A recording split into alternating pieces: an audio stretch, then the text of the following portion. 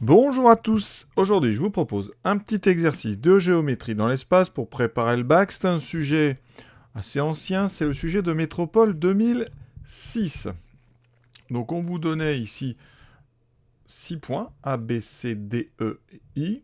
Il fallait déterminer donc si les affirmations de 1 à 5 étaient vraies ou fausses. Voilà. Et on va évidemment expliquer, justifier tout ça. Donc on est parti. Première question. Vous avez les coordonnées donc de nos points ABC et on vous demande, voilà, on vous propose une équation du plan ABC et 2x plus 2y moins z moins 11 égale 0. C'est vrai ou c'est faux? Quelle est la meilleure attaque pour cette question? Bien, tout d'abord, on peut dire que quand on veut une équation de plan, la plupart du temps, on a un vecteur normal. Voilà. Et ça, en terminale, on a besoin d'un vecteur normal pour trouver l'équation du plan. Ici, vous n'avez pas de vecteur normal. Le trouver, ça serait compliqué. C'est pas vraiment ce qu'on demande à un élève de terminale. Donc, il va falloir utiliser au mieux la question. En tout cas, c'est l'affirmation. On vous propose le plan, donc 2x plus 2y moins z moins 11 égale 0. Donc, on va appeler, on ne sait pas que c'est ABC, donc on lui donne un autre nom. On va dire soit P, donc le plan d'équation de 2x plus 2y moins z moins 11 égale 0. Alors là, l'approche la plus simple, ça va être de vérifier que les points A, B, C sont des points de ce plan P. Donc vérifier que les points B, C ont des coordonnées qui vont vérifier 2x plus 2y moins z moins 11 égale 0. Alors on vous parle du plan ABC, donc on suppose que ABC est un plan. Si on voulait vraiment faire les choses de façon parfaite, il faudrait rapidement regarder si ABC sont collinéaires. En tout cas, ils ne le sont pas, donc on va regarder. Je vais vous rappeler, comme ça on révise. Coordonnées de AB, c'est coordonnées de B moins coordonnées de A. Donc ici, BC, vous voyez, 0, donc moins 2. Ça fait donc moins 2. Ensuite, 4 moins 4, ça fait 0. Moins 3 moins 1, ça fait moins 4. Je fais rapidement AC. 3 moins 2, 1. 1 moins 4, moins 3. 3 moins 1, moins 3 moins 1, moins 4. On voit bien ici que ces coordonnées-là ne sont pas proportionnelles. Pourquoi? Parce qu'ici déjà vous avez un 0. Et donc vous n'avez pas la possibilité ici de trouver un coefficient qui fait passer de moins de 1 et un qui ferait passer de 0 à 3. Là c'est impossible. Donc on voit bien. On dit juste, les coordonnées ne sont pas proportionnelles. Donc les deux vecteurs sont non collinaires, Ça veut dire que ABC sont non alignés ABC et donc ça forme bien un plan. Une fois admis que ABC est un plan, là c'est très simple. Vous avez l'équation, vous avez les coordonnées de ABC. On va vérifier en remplaçant dedans. Donc ici, pour que ça soit clair au niveau rédaction, moi je vous conseille, c'est d'écrire. Donc on a A, 2, 4, 1.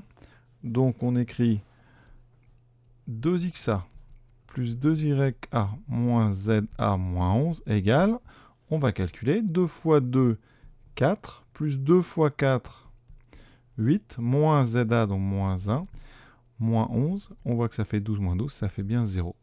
Donc, les coordonnées de A vérifient l'équation, donc A appartient au plan P. On fait pareil avec le point B, 0, 4, moins 3. On fait donc 2 xb, alors on peut le faire sans forcément écrire tout, donc 2 fois 0, plus 2 fois 4, 8, moins z, moins 3, donc plus 3, moins 11 est égal à 0. Donc, pareil, B appartient à P. Et on fait pareil avec le point C. 2xc, ça fait 2 fois 3, 6, plus 2y, c'est 2, moins 3, plus 3, ça fait 8 et 3, 11. Moins 11, ça donne bien 0. Donc C appartient au plan P. Conclusion, A, B, C sont dans le plan P. Donc le plan P, c'est le plan ABC. Donc vous avez démontré qu'une équation d'ABC, c'est 2x plus 2y moins z moins 11 égale 0. Ça, c'est donc la méthode qu'il faudra utiliser quand on vous donne l'équation et que vous avez les coordonnées des 3 points. la première affirmation, on écrit donc vrai. Deuxième affirmation, le point E, donc le point ici, hein, donc les coordonnées, c'est le projeté orthogonal de D sur le plan ABC. Pour bien que vous compreniez, il faut faire un petit dessin. Alors, ici, ça va être notre plan ABC. On veut montrer que, et le projeté orthogonal de D sur le plan ABC. Donc, première chose, si notre point D est quelque part, eh bien, son projeté, c'est donc un point qui est dans le plan. Donc déjà, il faut montrer, on doit montrer, premièrement, de point que E appartient au plan ABC. Et ensuite, deuxième chose, il faut montrer que la droite DE, ici, d'accord, qui coupe le plan donc en E, il faut montrer qu'elle est orthogonale au plan.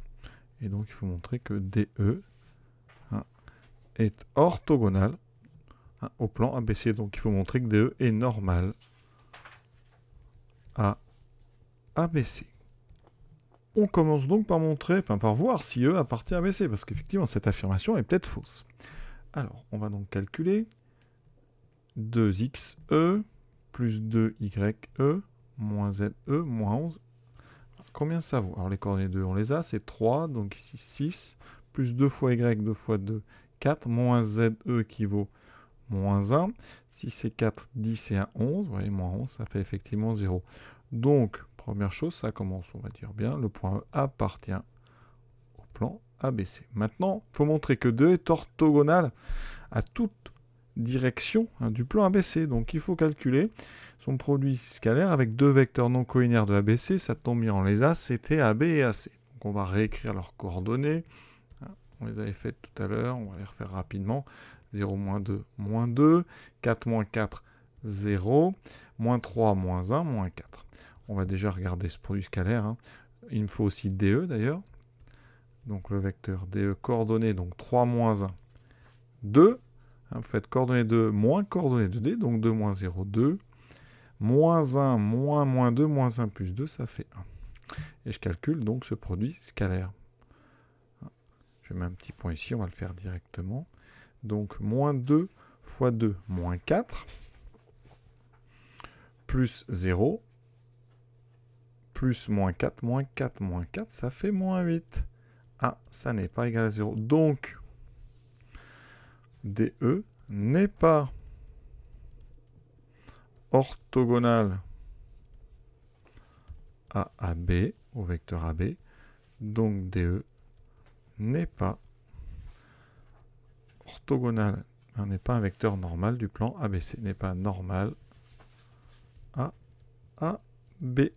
Alors ça, c'est la méthode en utilisant le produit scalaire. On aurait pu faire un petit peu autrement en utilisant la première question. La première question nous a donné une équation du plan. On a montré qu'elle était vraie.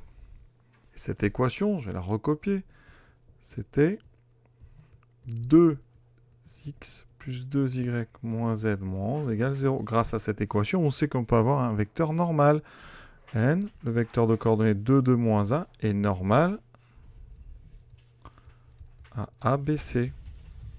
Donc, ça veut dire que si E est le projeté orthogonal, ça veut dire que DE, on a dit, doit être normal au plan ABC. Donc, ça veut dire que DE et N sont deux vecteurs normaux ABC. Donc, il faut vérifier si DE et N sont collinaires. DE, on l'a déjà, il y a quelques secondes fait. Et vous voyez que ces deux vecteurs, DE et N sont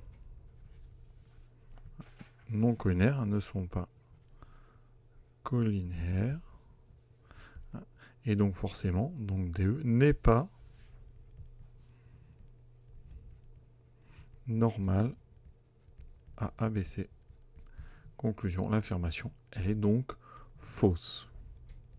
Vous voyez, plusieurs façons d'utiliser vraiment le texte dans une équation, quand on vous la donne, ou vous l'avez démontré, eh bien on peut utiliser les coefficients de x, y et z pour avoir les coordonnées donc d'un vecteur normal. Et on sait que pour un même plan, des vecteurs normaux sont toujours collinaires. Donc ici, vous voyez que D, E et N ne sont pas collinaires, ça se voit, parce que ici, il y a 2, 2, donc s'ils étaient collinaires, le coefficient, ça serait 1, et on aurait donc, ici, on aurait eu un moins 1. Ça n'est pas le cas, l'affirmation est fausse. Troisième question, beaucoup plus rapide. Est-ce que deux droites sont orthogonales? On a les coordonnées. Donc il nous faut les coordonnées de deux vecteurs. Donc ici, moins 2, 0, moins 3, moins 1, moins 4. CD, donc 1, moins 3, moins 2, moins 1 et 1. On calcule ensuite le produit scalaire des deux. Voilà, donc on peut le faire directement là. Moins 2 fois moins 2, 4. 0 fois moins 1, 0. Moins 4 fois 1, moins 4. Cette fois-ci, on trouve 0. Donc, les vecteurs AB et les vecteurs CD sont orthogonaux. Conclusion, les droites AB et la droite CD sont orthogonales. Donc l'affirmation 3, elle est vraie.